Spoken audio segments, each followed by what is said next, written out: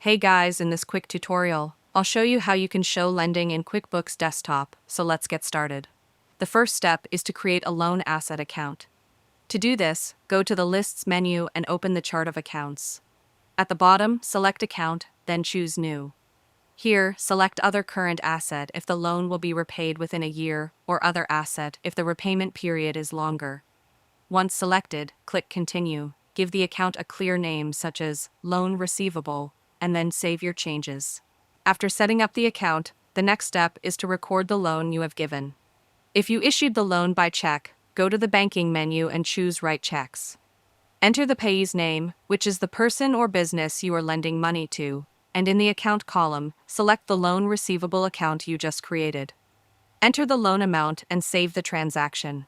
If you provided the loan in cash or another method, you can record it using Make Deposits, again linking it to the loan receivable account.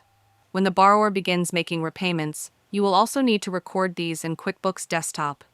To do this, go to the banking menu and select Make Deposits.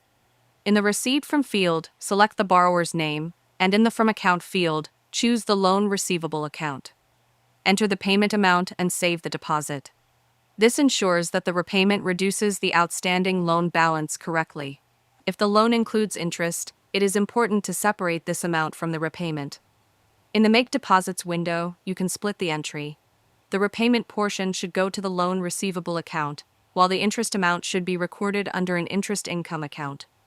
This way, QuickBooks will track the loan balance separately from the income you earn on the interest. And that's it. If you found this video helpful, consider giving it a like and subscribe.